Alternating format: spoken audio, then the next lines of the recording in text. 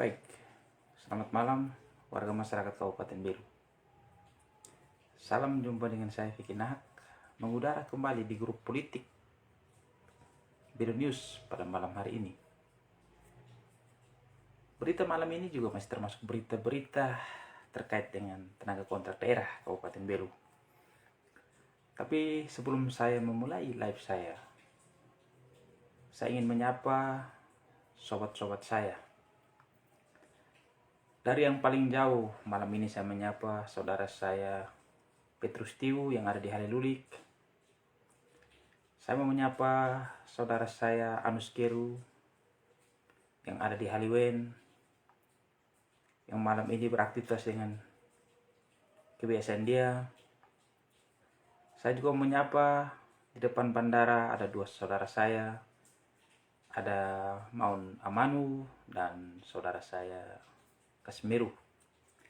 Semoga saudara-saudara saya yang saya sebutkan ini adalah mereka-mereka ini bukan pegawai atau tenaga kontrak daerah, tapi mereka-mereka ini adalah orang hebat, orang yang suka membantu dan juga suka sering mempekerjakan orang.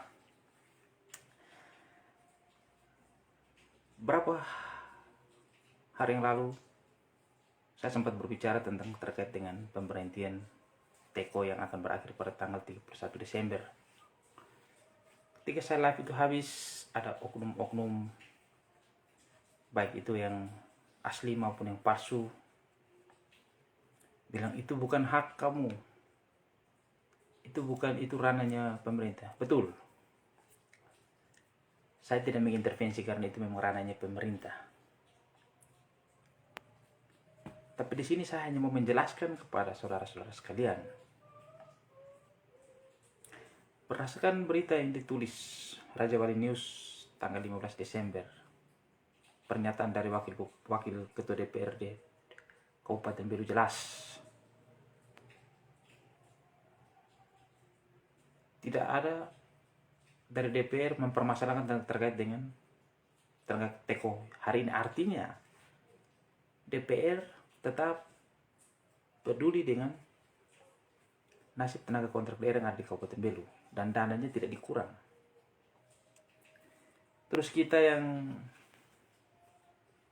labuk ten naik turun seperti saya ini,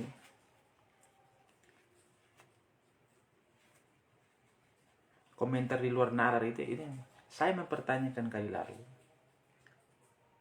Namanya tenaga kontrak daerah itu SK-nya bupati, artinya bupati yang mengangkat dari SK. Kalau misalnya memberhentikan Teko pun juga bupati yang punya ranah, dia juga memberhentikan pakai SK-nya, SK bupati. Bukan kita yang minta maaf, kita yang oknum kepala dinas atau oknum kepala bagian, kita memberhentikan sesuai dengan kita punya. Ini berarti kita sudah menyalahi aturan. Di sini yang saya kritisi. Contoh, misalnya di bagian umum sekitar 60-an kalau saya tidak salah, yang diberhentikan tanggal 31 Desember dianggap bahwa sudah selesai masa pengabdian mereka. Saya tahu saya di bagian umum itu ada sekitar 80-an. Terus pertanyaan saya, itu yang 20 itu kenapa juga tidak diberhentikan?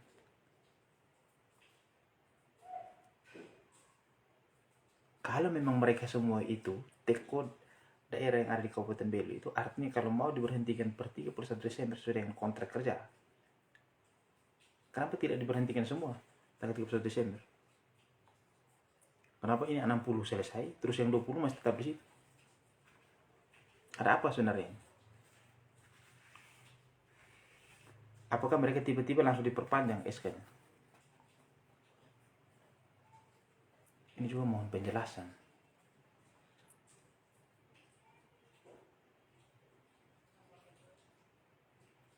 Saya berbicara di sini, saya juga tidak berambisi untuk menjadi seorang tenaga kontrak daerah.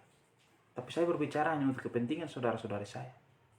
Karena di situasi pandemi COVID seperti begini, ketika mereka sudah bekerja sekian lama, ada yang mengabdi di zaman Pak Yohakim Lopez sebagai bupati, atau sebelum Pak Yohakim ada yang sudah mengabdi. Karena ada yang mungkin karena mereka prestasi terus diangkat jadi Teko. Terus pertanyaan saya, kok tiba-tiba 31 Desember ini diberhentikan dengan alasan kontraknya sudah selesai. Di sisi lain kita melihat bahwa dari DPR tidak mempersalahkan masalah anggaran. Ini yang sebagai masyarakat saya mengkritisi. Terus yang kedua, ini dugaan saya, jangan sampai semua teko diberhentikan, tapi yang lain juga belum diberhentikan. Saat ini misalnya contoh, ini misalnya di bagian umum minta maaf, saya menduga ini ada 60, saya ada sekitar 80-an, tapi yang diberhentikan 60 nanti 31 Desember. Artinya masih ada 20 yang tinggal. Saya di sini saya hanya mempertanyakan. Oke lah, ada bahasa yang bilang, oh kita akan merekrut mereka dengan cara tes. Tes ini saya terasa tes ini PNS saja. Atau yang mau jadi P3K itu. Teko dites, apakah teko yang selama ini dia orang mengabdi bekerja ini, apakah mereka tidak membantu di step OPD.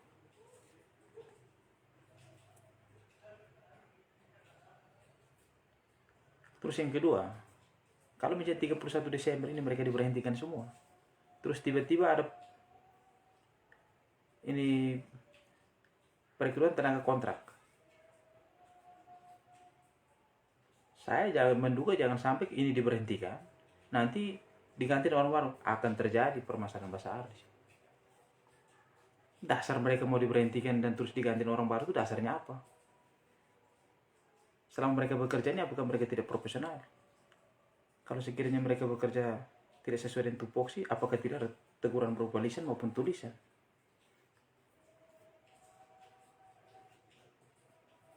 Tapi sekali lagi saya Vikinat mengakui bahwa hari ini DPRD Kabupaten Belu masih berdiri untuk nasib para teko. Dan saya propesiat kepada Wakil Ketua DPRD, yaitu Bapak Sipritemo, yang sudah tegas mengatakan bahwa tidak ada pengurangan uang sedikit pun untuk permasalahan teko hari ini. Artinya mereka punya gaji atau mereka punya honor itu tidak dipotong atau tidak dipangkas ataupun tidak dikurangi.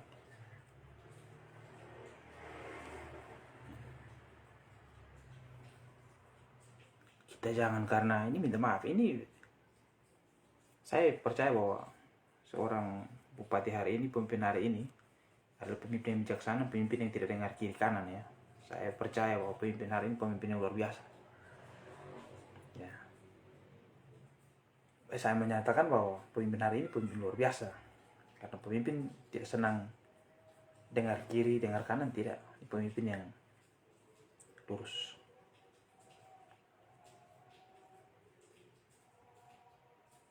Ini karena saya lihat ini kan, begitu saya live tentang teko, saat beberapa tim sukses itu sudah seperti cacing kepanasan. Dugaan saya mereka ini mungkin mau titip mereka pun orang. Ini dugaan saja. Mereka ini siapa? Mereka ini yang nanti buat ini Matas Agus dengan Matas Ado ini pusing. Kenapa saya bilang begitu? Karena mereka yang omong ini, minta maaf. Karena saya tahu tuh mereka itu ada berapa yang omong banyak ini, ada kerja PL. Ada yang kerja jamban. Ada yang kerja sekolah. Real.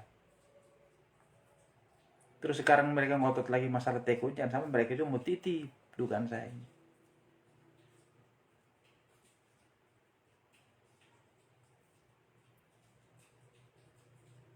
Nanti kita mengkritisi pemimpin supaya menjadi hal yang baik, mereka berpikir bahwa kita ini adalah racun. Saya sampaikan kepada Bapak Ibu Saudara sekalian, sedikit pun saya tidak tertarik untuk menjadi tenaga kontrak daerah di Kabupaten Belu. Saya hanya peduli tentang nasib mereka. Karena pengabdian mereka ini bagi saya tidak ada masalah. Bahkan mereka yang sudah bertahun-tahun mengabdi menjadi teko.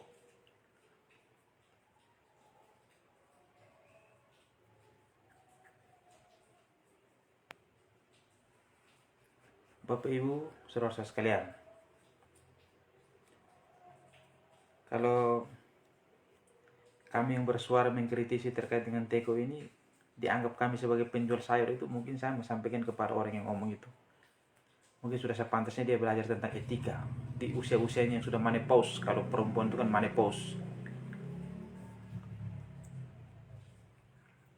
kalau laki-laki itu sudah usia senja itu overdosis.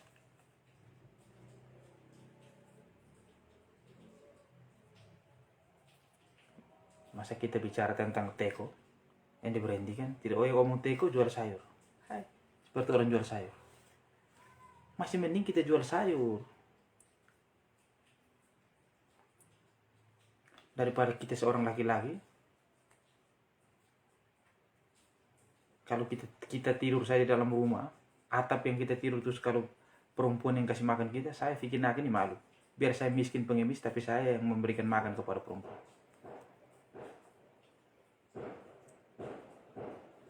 Kalau saya perempuan yang beri makan, besok pun saya kasih tinggal dia. Karena saya tidak pantas menjadi seorang laki-laki. Walaupun saya hidup serba kemiskinan.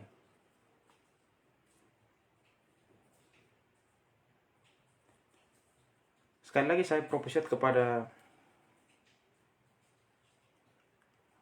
DPRD Kabupaten Belu, terkhusus kepada pimpinan DPRD, itu Wakil Ketua DPRD Kabupaten Belu, itu Bapak Sipri Temu, yang secara tegas sudah menyatakan pernyataannya bahwa di sini DPRD berdiri untuk kepentingan orang banyak, termasuk untuk para teko. Oleh karena itu, sebelum saya akhiri live saya pada malam hari ini, closing statement saya adalah jelas. 31 Desember sesuai dengan SK Bupati, kontrak kerjanya bahwa 31 Desember semua teko itu diberhentikan. Oke lah, aturan kami taat dan tunduk kepada aturan.